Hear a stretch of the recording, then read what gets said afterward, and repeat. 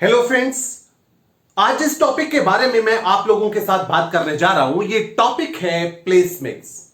Marketing management के 4 P's में से प्लेस मिक्स थर्ड स्टेज पे आता है। मार्केटिंग मैनेजमेंट के 4 P's कौन से हैं? Product mix, price mix, place mix and promotion mix. Product and price से रिलेटेड पहले ही मैं आप लोगों के साथ डिस्कशन कर चुका हूं और ये वीडियोस में अपलोड भी कर चुका हूं। प्रेजेंट वीडियो में मैं आप लोगों के साथ प्लेस मिक्स से रिलेटेड डिटेल में डिस्कशन करने जा रहा हूं। प्लेस मिक्स मार्केटिंग मैनेजमेंट की उन सभी डिसीजंस को बोला जाता है which are related to physical distribution of goods. या तो हम ऐसे बोले या फिर हम इसको दूसरे तरीके से भी डिफाइन कर सकते हैं। Place mix refers to the decisions which are related to making goods and services available to the customer at right place, at right time and in right quantity। So दोस्तों, ये प्लेस मिक्स को हम आगे 2 parts में discuss करते हैं। पहला part है चैनल ऑफ डिस्ट्रीब्यूशन और सेकंड पार्ट है फिजिकल मूवमेंट ऑफ गुड्स। क्या है channel of distribution? In fact channel of distribution जो कॉन्सेप्ट है वो रिलेटेड है मैन्युफैक्चरर ने जो गुड्स प्रोड्यूस करी हैं, कंज्यूमर ने एक्चुअली में वो गुड्स कंज्यूम करी हैं, मैन्युफैक्चरर कंज्यूमर तक ये गुड्स किस तरीके से पहुंचाएगा, ये मैन्युफैक्चरर डायरेक्टली कंज्यूमर को गुड्स बेचेगा या किसी मिडलमैन के जरिए ये गुड्स कंज्यूमर तक पहुंचाएगा। ये मिडलमैन कौन हो सकते हैं? ये मिडलमैन होलसेलर, रिटेलर, एजेंट्स रहते हैं। ये जो मिडलमैन है ये क्या फंक्शंस परफॉर्म करते हैं, एक एक करके हम इसको पहले डिस्कस करेंगे और उसके बाद हम डिस्कस करेंगे कि ये चैनल ऑफ डिस्ट्रीब्यूशन कितने टाइप के होते हैं। ये जो चैनल ऑफ डिस्ट्रीब्यूशन और मिडलमैन है, ये जो फंक्शंस परफॉर्म करते हैं उनमें से सबसे पहला फंक्शन है सॉर्टिंग एंड ग्रेडिंग। आप जानते हैं ये मैन्युफैक्चरर से सामान परचेज करते हैं, होलसेलर, रिटेलर, और प्रोडक्ट को क्लासिफाई कर देते हैं on the basis of their quality. Fresh product को अलग कर दिया और जो थोड़ा सा खराब हो गया है उसको थोड़ा अलग कर दिया। जो गुड क्वालिटी प्रोडक्ट है उसको हाई प्राइस पे बेच दिया और जो अभी फ्रेश नहीं है, जिसकी क्वालिटी इतनी अच्छी नहीं है, उसको लो प्राइस पे बेच दिया। देन उसके बाद ये जो फंक्शन परफॉर्म करते हैं ये है एक्यूमुलेशन। ये अपने पास स्टॉक मेंटेन रखते हैं to ensure continuous supply, to ensure goods and services are made available to customer regularly।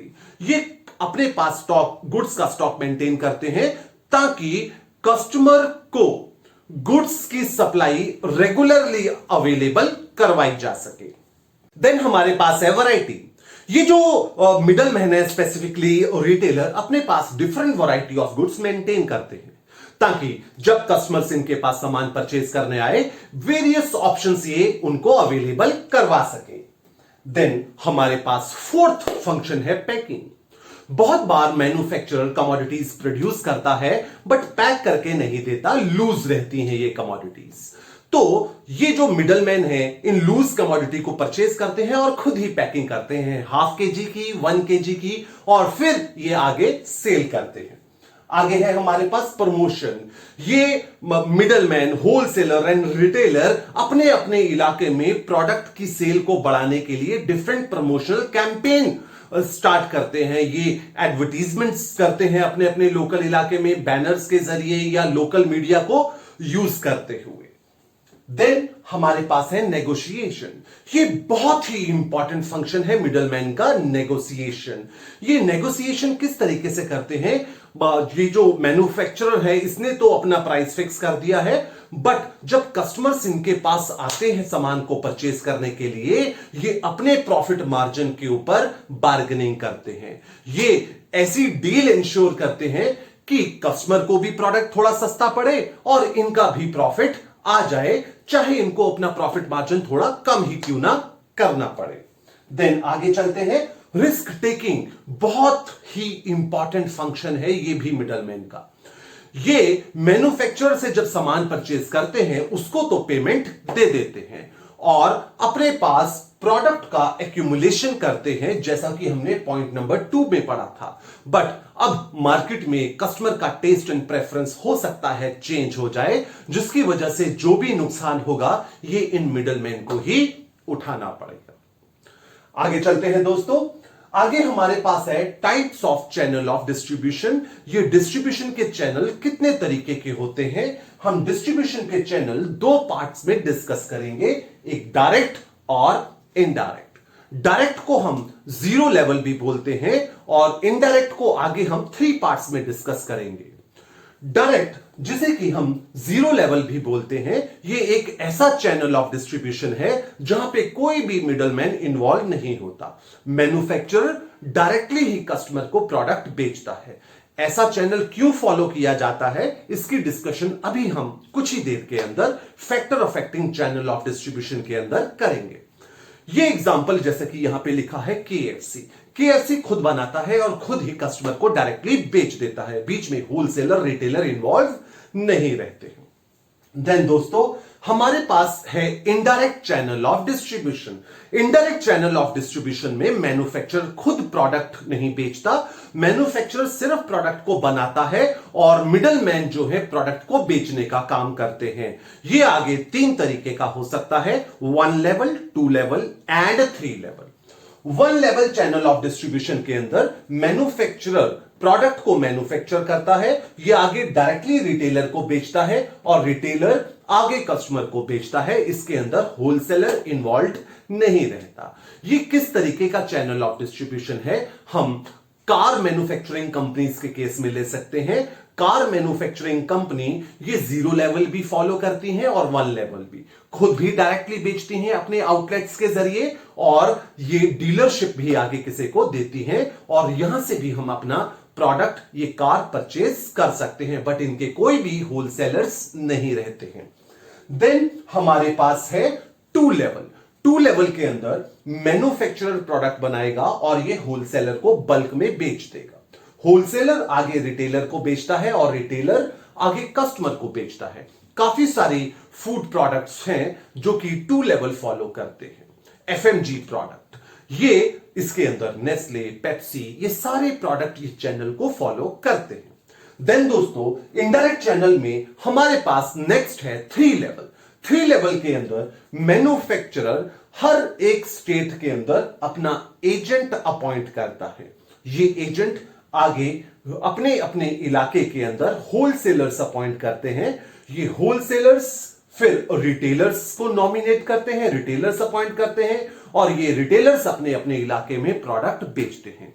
हमारी कंट्री में जितनी भी मोबाइल कंपनीज हैं वो इसी चैनल के ऊपर काम करती है। सो दोस्तों इसके बाद हमारे पास टॉपिक है factors affecting choice of channel of distribution. मतलब चैनल डायरेक्ट लगाया जाए या इनडायरेक्ट, ज्यादा मिडलमैन को इन्वॉल्व करें या बहुत ही कम मिडलमैन को इन्वॉल्व करें, किन चीजों के ऊपर डिपेंड करता है। इसको जनरली हम 3 पार्ट्स के अंदर डिस्कस करते हैं। सबसे पहला part product related factors. Product related factors को जरा ध्यान से सुनिएगा। प्राइस ऑफ द प्रोडक्ट, किसी भी प्रोडक्ट का प्राइस अगर बहुत ज्यादा रहता है तो कोशिश की जाती है कम से कम मिडलमैन हो, क्योंकि ज्यादा मिडलमैन इन्वॉल्व करेंगे तो कमीशन लग के ये प्राइस और ज्यादा बढ़ जाता है। सो जो भी हाई प्राइस प्रोडक्ट होते हैं उनके अंदर कम चैनल इन्वॉल्व किए जाते हैं, जबकि अगर लो प्राइस प्रोडक्ट हो तो ज्यादा चैनल इन्वॉल्व किए जा सकते हैं। मैं ये बोल रहा हूं कि ज्यादा चैनल इन्वॉल्व किए जा सकते हैं, ये नहीं कह रहा कि ज्यादा चैनल इन्वॉल्व करने चाहिए। It's all up to an organization. Then technical complexities, बहुत सारे प्रोडक्ट के अंदर बहुत ज्यादा टेक्निकल कॉम्प्लेक्सिटीज रहती हैं, जैसे कि smart TV, fully automatic machine. ये ऐसे प्रोडक्ट के अंदर कस्टमर को प्रोडक्ट बेचते हुए काफी टेक्निकल इंफॉर्मेशन का इंपार्ट करना जरूरी रहता है। ऐसे में कंपनी की कोशिश होती है कि वो डायरेक्टली कस्टमर को प्रोडक्ट बेचे। चैनल जितने कम हो उतना ही बेटर है, क्योंकि ऐसे केस में अगर ज्यादा चैनल इन्वॉल्व हो जाएंगे तो इंफॉर्मेशन कस्टमर तक पास ऑन होते होते बहुत ही कम रह जाती है या इंफॉर्मेशन कुछ और ही बन जाती है। आगे चलते हैं। Nature of the product, perishable है या स्टोरेबल। अगर पेरिशेबल प्रोडक्ट है जैसे कि मिल्क, फ्रेश फ्रूट्स, सो ऐसे में इन प्रोडक्ट को ज्यादा देर स्टोर नहीं किया जा सकता। ये प्रोडक्ट जल्द से जल्द कस्टमर तक पहुंचाने होंगे। ऐसे केस में चैनल कम ही इन्वॉल्व किए जाने चाहिए। बट जहां पे प्रोडक्ट स्टोरेबल होता है वहां पे ज्यादा चैनल इन्वॉल्व किए जा सकते हैं। दोस्तों, इसके बाद हमारे पास है मार्केट रिलेटेड फैक्टर्स। ये भी choice of channel of distribution को इंपैक्ट करते हैं। सबसे पहले साइज ऑफ द मार्केट। छोटा साइज है मार्केट का तो हम कम चैनल ही इन्वॉल्व करें। मार्केट का साइज बहुत बड़ा है, बहुत सारे कस्टमर हैं, तो कंपनी के लिए डायरेक्टली प्रोडक्ट बेचना टफ हो जाता है, तो ज्यादा चैनल इन्वॉल्व किए जा सकते हैं। Then geographical concentration. मेरे कस्टमर, कंपनी के मैन्युफैक्चरर के कस्टमर एक ही जगह पे कॉन्सेंट्रेटेड है, एक ही पर्टिकुलर जगह पे है, तो डायरेक्ट या कम चैनल इन्वॉल्व करें। बट अगर अलग अलग जगह स्कैटर्ड है तो ज्यादा चैनल इन्वॉल्व किए जाने चाहिए। Then nature of the market. Consumer product बना रहे हैं या इंडस्ट्रियल प्रोडक्ट बना रहे हैं। अगर हम इंडस्ट्रियल प्रोडक्ट बना रहे हैं तो डायरेक्ट चैनल फॉलो किया जाए। कंपनी डायरेक्ट दूसरी कंपनी को प्रोडक्ट बेचे, ऐसे में मिडलमैन जनरली इन्वॉल्व नहीं किए जाते। इसकी वजह यह होती है कि दूसरी कंपनी को जो हम प्रोडक्ट बेचेंगे उसका कॉस्ट ऑफ प्रोडक्शन बहुत बढ़ जाएगा और आगे फाइनल कस्टमर तक जाते जाते प्रोडक्ट बहुत महंगा हो जाएगा। सो इंडस्ट्रियल प्रोडक्ट के केस में डायरेक्ट चैनल होते हैं और कंज्यूमर प्रोडक्ट के केस में इनडायरेक्ट चैनल फॉलो किया जा सकता है। देन दोस्तों, इसके बाद हमारे पास है company related factors. Financial position. Company की फाइनेंशियल पोजीशन स्ट्रांग है, कंपनी के पास बहुत पैसा है, तो कंपनी डायरेक्ट चैनल अफोर्ड कर सकती है, जगह जगह अपने आउटलेट ओपन कर सकती है। बट अगर फाइनेंशियल पोजीशन वीक है या इतना पैसा नहीं है, अपने हर जगह स्टोर ओपन करना पॉसिबल नहीं है, तो इनडायरेक्ट चैनल ही फॉलो करना समझदारी रहेगी। देन दोस्तों, डिग्री ऑफ कंट्रोल। अगर डिस्ट्रीब्यूशन के ऊपर ऑर्गेनाइजेशन अपना पूरा कंट्रोल चाहती है तो डायरेक्ट चैनल फॉलो किया जाए, बट अगर वो चाहती है थोड़ा बहुत डेविएशन हो जाए तो चलेगा, तो इनडायरेक्ट चैनल फॉलो किया जा सकता है। हम आगे चलते हैं दोस्तों। आगे हमारे पास है फिजिकल डिस्ट्रीब्यूशन। हमने चैनल ऑफ डिस्ट्रीब्यूशन पढ़ लिया है, अब हम पढ़ेंगे फिजिकल डिस्ट्रीब्यूशन। फिजिकल डिस्ट्रीब्यूशन के अंदर मतलब है कि जो प्रोडक्ट प्रोड्यूसर ने बनाया है वो प्रोडक्ट कंज्यूमर तक किस तरीके से पहुंचाना है। ये बीच में प्रोड्यूसर और कंज्यूमर के बीच में किन स्टेजेस से प्रोडक्ट होकर गुजरेगा। सबसे पहले है हमारे पास order processing. Order processing refers to the time interval between taking the order and executing the order. इसके अंदर प्रोड्यूसर जो है पहले ऑर्डर रिसीव करता है, उसके ऊपर काम करना स्टार्ट करता है, इनवॉइस करता है, पैक करता है और फिर उसके बाद प्रोडक्ट को डिस्पैच करता है। देन दोस्तों, सेकंड है ट्रांसपोर्टेशन। आप जानते हैं प्रोडक्ट एक जगह बनता है और कंज्यूम दूसरी जगह होता है। There is distance involved between place of production and place of consumption. इस distance को ब्रिज किया जाता है ट्रांसपोर्टेशन के जरिए। ट्रांसपोर्टेशन कई तरीके का होता है, रेलवेज, रोडवेज, वाटरवेज, एयरवेज। अब मार्केटिंग मैनेजमेंट को यह डिसाइड करना होता है कि कौन सा ट्रांसपोर्टेशन उसने सिलेक्ट करना है। यह डिसीजन कई फैक्टर्स को ध्यान में रख के ली जाती है। प्रोडक्ट की सेफ्टी, अवेलेबिलिटी और साथ ही कॉस्ट को भी ध्यान में रखा जाता है। नेक्स्ट पॉइंट है वेयर हाउसिंग या वेयर हाउसेस। आप जानते हैं जो भी कमोडिटी आज प्रोड्यूस हुई है जरूरी नहीं है वो आज ही कंज्यूम हो जाएगी। There is time interval involve between production and consumption. इस दौरान प्रोडक्ट को सेफ रखना जरूरी होता है। मार्केटिंग मैनेजमेंट को यह डिसाइड करना है कि ये वेयर हाउसेस उसके खुद के होंगे या ये आगे रेंट पे लेंगे। आगे चलते हैं दोस्तों, आगे है इन्वेंट्री मैनेजमेंट। ऑर्गेनाइजेशन को इंश्योर करना है कि मार्केट में कंटिन्यूस सप्लाई गुड्स की अवेलेबल रहे। इसके लिए हमेशा उसे अपने पास सफिशिएंट इन्वेंट्री मेंटेन रखनी होती है।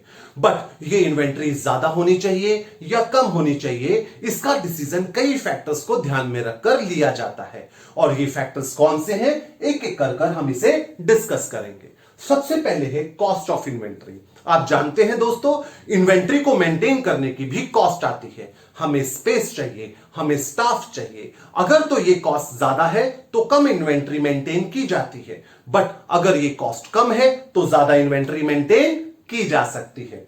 Then accuracy of forecast. हर ऑर्गेनाइजेशन में मार्केटिंग डिपार्टमेंट, प्रोडक्शन डिपार्टमेंट को मार्केट में कितनी डिमांड होगी इसके एस्टिमेटेड फिगर्स देता है और प्रोडक्शन डिपार्टमेंट उसी के अकॉर्डिंगली अपनी प्रोडक्शन प्लान करता है। अगर तो ये फिगर्स काफी ज्यादा एक्यूरेट रहते हैं तो ये प्रोडक्शन डिपार्टमेंट एक्स्ट्रा प्रोड्यूस नहीं करेगा, उतना ही प्रोड्यूस करेगा जितना फिगर्स उसे मिला है, जितना मार्केट के अंदर डिमांड है। ऐसे में इन्वेंट्री कम मेंटेन की जाती है। बट ये फोरकास्ट फिगर काफी वीक हैं, ये फोरकास्ट फिगर जनरली सही नहीं होते, तो production department generally buffer produce करता है ताकि टाइम आने पे सफिशिएंट क्वांटिटी, अगर सफिशिएंट डिमांड मार्केट में आ गई है तो उतनी सप्लाई भी करवाई जा सके। ऐसे में इन्वेंट्री ज्यादा मेंटेन की जाएगी। Then firm's policy of customer service, firm की कस्टमर सर्विस को लेकर क्या पॉलिसी है। अगर तो फर्म कस्टमर को वेट करवाना अफोर्ड कर सकती है तो इन्वेंट्री फालतू मेंटेन करने की जरूरत नहीं है। जब ऑर्डर आएगा तभी प्रोडक्शन उसके हिसाब से स्टार्ट करेंगे। बट अगर फर्म बिल्कुल अफोर्ड नहीं कर सकती कस्टमर को वेट कराना तो हमेशा इन्वेंट्री मेंटेन की जानी चाहिए। जब भी कस्टमर का ऑर्डर आता है साथ के साथ उसको सप्लाई अवेलेबल करवाइए, प्रोडक्ट अवेलेबल करवाइए। देन है इफेक्टिवनेस ऑफ डिस्ट्रीब्यूशन सिस्टम। ये पॉइंट क्या कहता है? ये पॉइंट कहता है अगर मार्केट के अंदर डिस्ट्रीब्यूशन सिस्टम बहुत ज्यादा स्ट्रांग है, ट्रांसपोर्टेशन बहुत स्ट्रांग है, कम्युनिकेशन बहुत ज्यादा स्ट्रांग है, अब मैं ऑर्डर अभी करूंगा साथ के साथ मुझे प्रोडक्ट मिल जाएगा, तो ऐसे में फालतू इन्वेंट्री मेंटेन करने की बिल्कुल जरूरत नहीं है। बट ये डिस्ट्रीब्यूशन सिस्टम वीक है, ट्रांसपोर्टेशन सिस्टम की बहुत प्रॉब्लम है, कम्युनिकेशन की बहुत ज्यादा प्रॉब्लम है। कल को मुझे जब रॉ मटेरियल चाहिए होगा, पता नहीं मुझे टाइम पे मिल पाएगा कि नहीं मिल पाएगा, तब उस केस में मैं अपने पास इन्वेंट्री जरूर मेंटेन करूंगा। सो दोस्तों, ये हमारा सारा टॉपिक था, channel of distribution and physical movement of goods. I hope ये कॉन्सेप्ट्स आपको समझ आए होंगे। Thank you for watching this video.